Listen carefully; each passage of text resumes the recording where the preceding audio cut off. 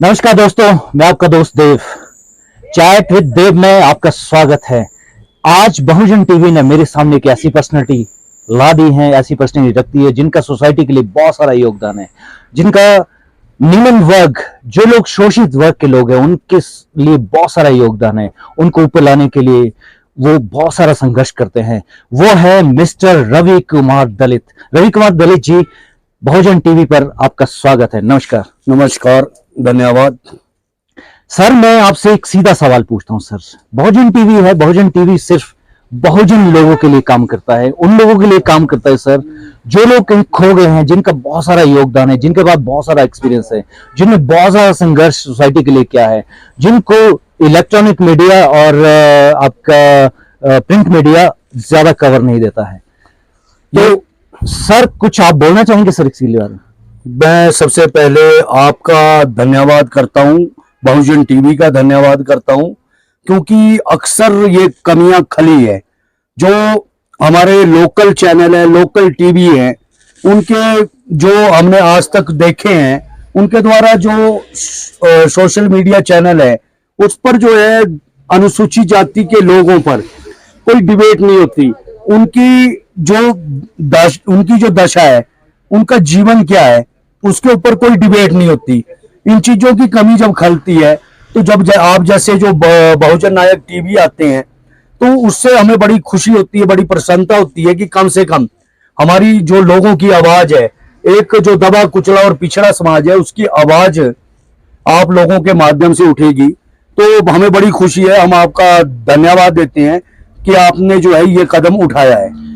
Sir, मेरा आपसे एक सीधा डायरेक्ट सवाल है। सर, आप दलित ऑर्गेनाइजेशन के लिए काम करते हैं, दलित लोगों के लिए काम करते हैं, पिछड़े लोगों के लिए काम करते हैं। मेरा सर आपसे सीधा एक सवाल है, क्या ये ऑर्गेनाइजेशन विकसित हो रही है?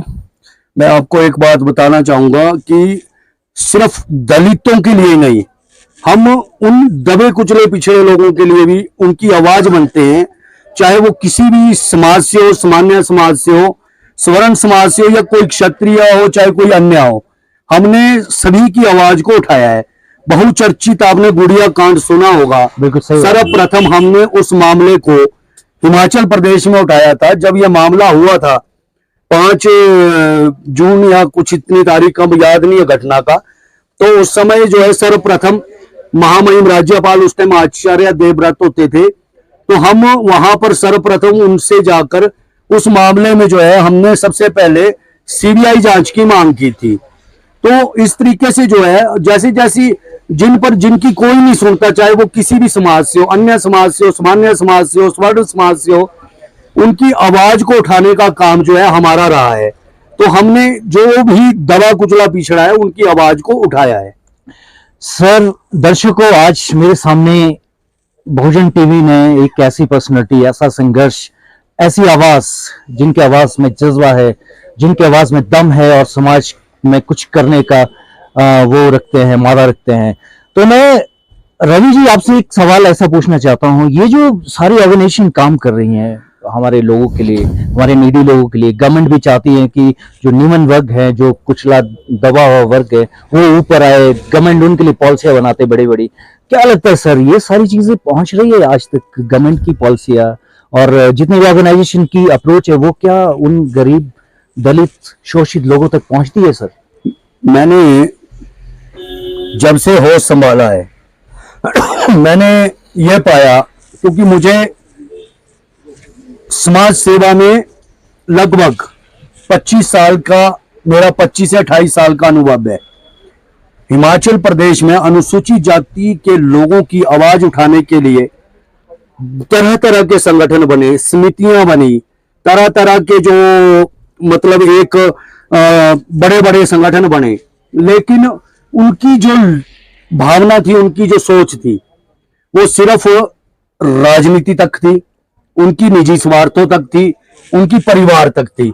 उन लोगों ने सिर्फ और सिर्फ समाज की आवाज को कम उठाया, लेकिन जैसे ही समाज की आवाज को उठाने का काम करने का था, उनका जो उसको अंजाम तक पहुंचाने का था, लेकिन ये लोग जो है, जो विभिन्न संगठनों के लोग हैं, उस आवाज को साउंडली सरकारों के समक्ष नहीं रख पाते।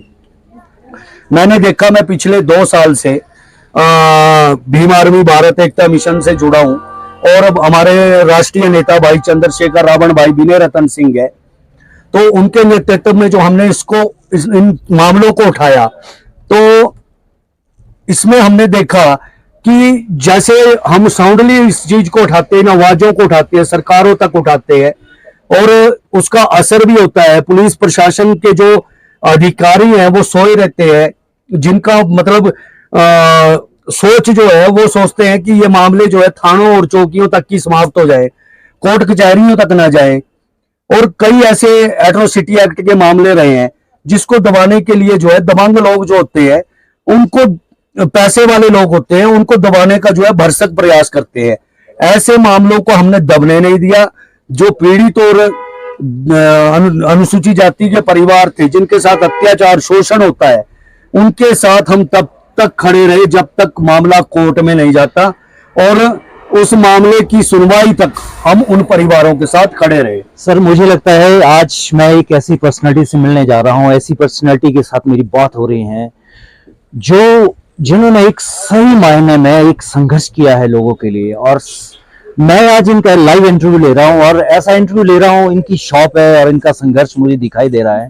सर मैं आपसे एक सवाल और पूछना चाहता हूं। सर एक जो ये छोटे छोटे वर्ग बन रहे हैं सोसाइटी के अंदर, और उस वर्ग के अंदर छोटे छोटे लीडर भी बन रहे हैं और वो आपस में मिलते नहीं, आपस में उनका कॉम्बिनेशन नहीं बनता है और वो एक साथ नहीं आते हैं। ये चैलेंजेस आपको कितने आ रहे हैं सर आपको? ये समाज का दुर्भाग्य है। मैं आपको एक बात बताना चाहता हूँ, हमारे अनुसूचित जाति समाज का दुर्भाग्य है, क्योंकि जितने ज्यादा संगठन उत्पन्न हो रहे हैं, जरा से संघर्ष में इकट्ठे होते हैं और लाइव आकर जो है भाषण देते हैं, और उसके बाद वो जब सरकार और प्रशासन की नजरों में आते हैं, सरकार और प्रशासन जो है उनके ऊपर दबाव बनाता है। उनकी जो निजी स्वार्थ है, उनकी जो इच्छा जो होती है, जैसे कई राजनीतिक पार्टियों में इच्छा होती है, कोई टिकट का अभ्यर्थी होता है, कोई किसी तरीके से ट्रांसफरों का अभ्यर्थी होता है, तो उनकी छोटी छोटी मांगों को जब ये पूरा कर देते हैं तो वो संघर्ष की जो आवाजें हैं, उन आवाजों को जो है पूरी तरह से दबा दिया जाता है। लेकिन हम जहां पर खड़े हैं, मेरा आज का 28 साल का अनुभव है, हमने कहीं भी किसी भी सरकार हो, चाहे प्रशासन हो, चाहे पुलिस प्रशासन हो, चाहे जिला प्रशासन हो, जब तक हमारे साथियों को न्याय नहीं मिला तब तक हम उस संघर्ष को लड़े हैं और आखिर तक लड़े हैं। अगर ये संगठन सिर्फ इसलिए तैयार किए गए, मैंने हाल ही में देखा जब हमने 2019 में भीम आर्मी में कदम रखा, तो हिमाचल प्रदेश के अंदर जय भीम का नारा लगाने वाला कोई नहीं था, नीला झंडा उठाने वाला कोई नहीं था। तो जब हमने संघर्ष शुरू किया, स्वर्ण आयोग से लेकर ये लड़ाई शुरू हुई, क्योंकि कुछ अराजक और गुंडा तत्वों द्वारा संविधान का जो बाबा साहब अम्बेडकर पर जो है अभद्र टिप्पणियां की गई, सोशल मीडिया पर बकवास करते थे ये लोग, और इन्होंने जो है वहां पर पुतला फूकने की एक बात की, और जिसको लेकर हमने साफ और स्पष्ट शब्दों में कह दिया था कि अब जो है हम बर्दाश्त नहीं करेंगे, और इनको जो है हिमाचल में जगह जगह पर भीम आर्मी का और नीला झंडा हम दिखा कर रहेंगे, और जगह जगह पर नीला झंडा और जय भीम बुलंद रहेगा। तो जब ऐसी स्थितियां बनी तो इन लोगों के जो है इन्होंने काफी दबाने की कोशिश की, कुछ संगठन दब भी गए, लेकिन भीम आर्मी भारत एकता मिशन एक ऐसा संगठन था जिसने पूरी ताकत के साथ इस लड़ाई को लड़ा, और हम आज भी इस लड़ाई को लड़ रहे हैं, और इन दबे कुचले पिछड़े लोगों की आवाज हम बने हैं, बने थे और बने रहेंगे। सर मैं आपकी बात को समझ सकता हूं। सर एक संघर्ष, आपने अभी एक संघर्ष और किया है जिसके बारे में मैंने इस शो से पहले एक बात की आपसे। आप एक संघर्ष कर रहे हैं कि जो बाबा साहब का जो सर प्रतिमा है सर, वो बहुत दूर लगी है शिमला से, ये ऐसी कुछ मुझे खबर है। और जो हमारा जो मेन जो यहाँ का एक रिच है, एक मॉल है, वहां पर बड़े बड़े लोगों की प्रतिमा लगती है, जैसे महात्मा गांधी की लगती है, जवाहरलाल की लगती है, दूसरे बहुत सारे देश के बहुत बड़े बड़े नेता हैं। और बाबा साहब संविधान के निर्माता है। बाबा साहब ने इस देश को अगर चलता तो ये पूरा संविधान से चलता है ये देश। तो सर क्या लगता है आपको, ये संघर्ष जो आप कर रहे हैं कि बाबा साहब को भी एक फ्रंट लाइन में खड़ा करना है सर, ये क्या है सर आपकी, ये क्या मिशन है सर आपका? बड़ा, ये बहुत ही आपने जो सवाल पूछा है, ये सवाल मुझे आज से नहीं पिछले 27-28 सालों से कचोटता है। जब मैं रिज पर खड़ा होता हूं, उसके दूसरे परिदृश्य में जाकर चौड़ा मैदान में खड़ा होता हूं, तो मुझे यह लगता है कि आज भी बाबा साहब के साथ कहीं ना कहीं जातीय भेदभाव हो रहा है। वाह। वो बाबा साहब जिन्होंने इस देश के संविधान को बनाया, और ऐसे समाज से आए बाबा साहब अम्बेडकर, जब उन पर जहां उनको पानी तक पीने के लिए जो है नहीं मिलता था, उन्होंने पानी का अधिकार भी छीन कर लिया। वहां पर जो जिस दफ्तर में वो काम करते थे, जहां पर वो अपना उन्होंने अपना प्रशासनिक व्यवस्था को संभाला, वहां पर भी उनको फाइल जो है दूर से फेंक कर दी जाती थी। उस हालात में उन्होंने उभर कर देश के कानून मंत्री का ये देश के कानून मंत्री बने, और उनके साथ तब भी जो वहां की जो हमारी जो पार्टियां थी, उन्होंने उनके साथ सही नहीं किया। उनको नीचा दिखाने के लिए, उनको हटाने के लिए हर वो काम किया जिसका जो वो कर सकते थे, लेकिन बाबा साहब का जो निश्चय था वो दृढ़ था। सर मैं आपको यही रोकना चाहता हूँ सर, ये जो आपका संघर्ष है सर, ये किस तरह से आपको इसको एक रूपरेखा बना रहे हैं कि इस तरह की जो चीजें हैं हमारे को दूर ले जाती है समाज से। हमारे बड़े बड़े जो हमारे लीडर्स हैं, हमारी जो बड़े बड़े जिन कंट्रीब्यूशन किया, जैसे बाबा साहब जी हैं, तो क्यों गवर्नमेंट क्यों नहीं सोचती है कि इनको भी एक आगे लाया जाए, एक मैं पर लाया उसी जाए? बात का जवाब दे रहा हूँ, इसी लाइन पे चला हूं हाँ जी, हाँ मैं। जी। और ये सबसे बड़ी बात है कि इतने संघर्षशील और देश के संविधान निर्माता बाबा साहब भीमराव अंबेडकर जी का जो उनकी प्रतिमा है, किस सोच के साथ वहां पर लगाई गई चौड़ा मैदान में, और इसको लेकर हम लगातार पिछले 25-27 वर्षों से संघर्ष कर रहे हैं कि बाबा साहब की प्रतिमा रिज पर लगाई जाए। लेकिन हैरानी की बात है कि वहां पर महात्मा गांधी, इंदिरा गांधी, हमारे प्रदेश के जो है पहले मुख्यमंत्री और लाला लाजपत राय, और तमाम ऐसे अटल बिहारी वाजपेयी जो उनके बाद आए, उनकी प्रतिमाएं रिज पर लगा दी गई, लेकिन बाबा साहब को एक कोने पर खड़ा कर दिया गया। ये इन लोगों की सोच थी। मेरी यह मानना है कि लोगों की घटिया मानसिकता का परिचय ये लोग देते हैं। आज बाबा साहब की प्रतिमा को, अब ये बड़ा संघर्ष हम शुरू करने वाले हैं, और जब तक बाबा साहब की प्रतिमा, अगर हिमाचल प्रदेश के अंदर कोई प्रतिमा और वहां पर रिज पर लगती है, लगे, हमें किसी से कोई इतराज नहीं है।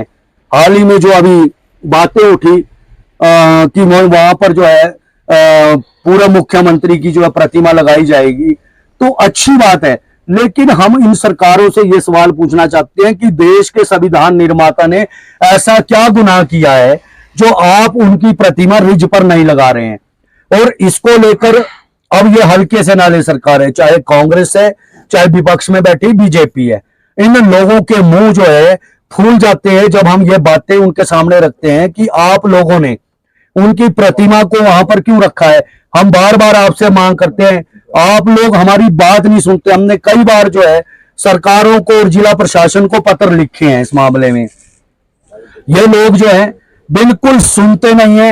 इन लोगों को दलितों की परवाह नहीं है, उनके अधिकारों की परवाह नहीं है, उनके महापुरुषों की परवाह नहीं है।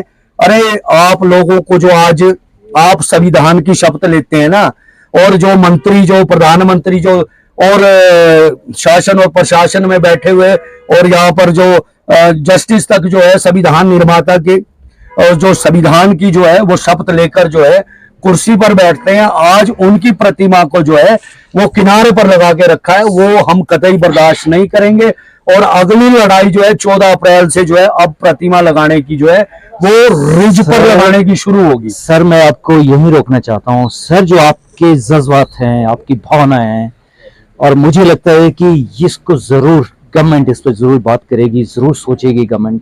सर एक चीज में आपसे एक मुद्दे पर मैंने आपसे पहले बात की, जो बहुत बड़ा मुद्दा बन रहा है कि जो सफाई कर्मचारी हैं या दूसरे कर्मचारी हैं या लेबर क्लास के कर्मचारी हैं, गवर्नमेंट उन पर ध्यान नहीं देती है, उनकी दयनीय स्थिति, आप कह रहे हैं कि उनकी दयनीय स्थिति बन गई है। सर इसके बारे में थोड़ा सा बताओ सर, क्या है आपका विजन है, इसको क्या बोलना चाहते हैं? ये जो सवाल आपने पूछा ये बहुत ही बढ़िया सवाल है। हमारे सफाई कर्मचारियों की हालत क्या है? आप देखते हैं कि वो सफाई कर्मचारी, मैं हाल ही में परसों भी कृष्णा नगर गया, वहां पर जो है जहां पर वो लोग रहते हैं वहां के नालों की हालत देखिए, ठीक नहीं है, लपालप गंदगी से भरे हुए सही हैं। बात। और वहां के जो हमारे लोग हैं उनके प्रति जो है सरकारों का हमेशा कठोर रवैया रहा है। सफाई जो ये लोग आज भी इनका नगर निगम के अंदर 250 पोस्टें जो है वो खाली पड़ी है, रिटायरमेंट के बाद कोई पोस्टें भरी नहीं गई। और उन लोगों की जो अब भर्तियां होती है वो ठेके के आधार पे होती है, 10,000 8,000 रुपये तनख्वाह देते हैं। 8 और 10,000 रुपया तनख्वाह में कौन सा परिवार पलता है, कौन सा उनका खर्चा पूरा होता है? बड़ी दयनीय स्थिति में वो परिवार जी रहे हैं।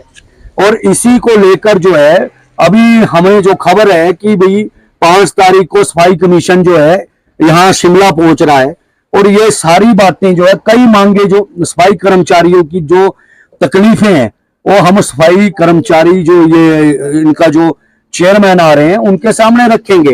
ये बहुत ही दुर्भाग्य है कि हिमाचल प्रदेश में जो एक सफाई कर्मचारी लोग हैं, वाल्मीकि समाज के लोग हैं, उन्होंने अपने छोटे छोटे मकान बनाए हैं, कहीं अपनी घर बनाए हुए हैं। उन लोगों के घरों को अभी सरकार की तरफ से ये कहा गया था पिछली सरकार ने कि इनके जमीन इनको जो है हम जमीन देंगे और जो उन्होंने बनाए हुए मकान उनको भी पक्का करेंगे, और उसके जो है हम कागज और उनको जो है उसको जो रेगुलर उनको जमीनें मतलब उन्हीं के नाम पर वो कर देंगे।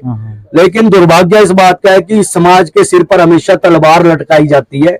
इन लोगों की सिर्फ वोट बैंक के लिए इनको जो है कसा हुआ है, और इस समाज को कभी भी न्याय देने का काम जो है इनके द्वारा नहीं किया गया है।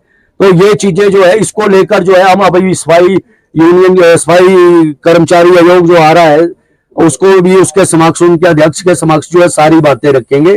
और आने वाला समय जो है ये बहुजन समाज है, जो वाल्मीकि समाज है, रविदास समाज है, कोली समाज है, इन सब का जितना भी हमारे अनुसूचित जाति के जो लोग हैं उन सबको संगठित होकर पूरी ताकत के साथ हमें इनकी आवाज को उठाने की जरूरत है। और आप जैसे चैनल, आपके लोग जो ये समझते हैं, इस दर्द को समझते हैं कि इनकी आवाज जो है वो जनता तक गूंजे, सरकार तक गूंजे, क्योंकि जो मीडिया होती है वो प्रहरी होती है, उसका काम होता है कि सरकारों और प्रशासन तक जो है उन जो दबे कुचले पिछड़े समुदाय हैं उसकी आवाज को पहुंचाएं।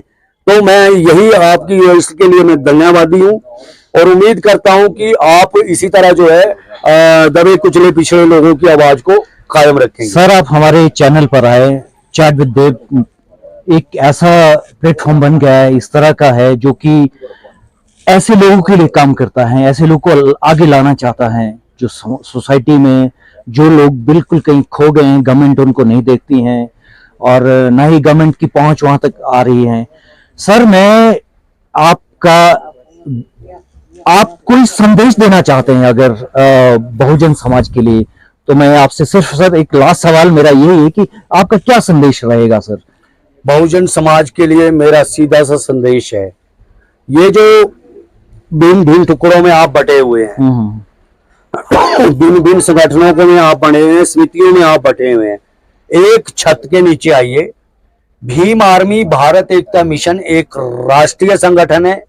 राष्ट्रीय तौर पर जो है भीम आर्मी भारत एकता मिशन के राष्ट्रीय अध्यक्ष भाई चंद्रशेखर, भाई विनय रतन सिंह पूरी जिम्मेवारी के साथ जहां पर भी कोई अत्याचार होता है, जहां पर भी कोई जातिवाद की घटना होती है, कहीं हत्या होती है, सर्वप्रथम वहां पर खड़े हो जाते हैं। हिमाचल प्रदेश में जब भी कोई घटना घटती है, कोई जातीय अत्याचार होता है, हत्याएं होती है और किसी भी तरह का जो है अनुसूचित जाति के लोगों के चाहे अन्य समाज के लोगों के साथ अत्याचार होता है, तो सबसे पहले रवि कुमार दलित वहां पर खड़ा हुआ मिलता है। तो आप लोग जो है संगठित होकर आप समितियां अपनी वैसे ही कायम रखें, लेकिन जब संघर्ष की बारी आए, जब आपकी वोट देने की बारी आए, तो आप संगठित होकर एक जगह पर वोट करिए। जिस तरह से ये समाज जो है अपने नेताओं को देखता है, आप भी अपने नेताओं को देखिए और उनके साथ काम करिए और उनके संघर्ष में काम आइए। रवि जी, आप हमारे चैनल पर आए और अगर कभी भविष्य में हमारे साथ कभी इस तरह का इंटरेक्शन होगा, इस तरह की कोई डेवलपमेंट होगी, तो हम आपसे जरूर मिलेंगे। आप हमारे चैनल पर आए, आपका बहुत बहुत धन्यवाद। जय भीम, जय भारत, नमस्कार। जय संविधान।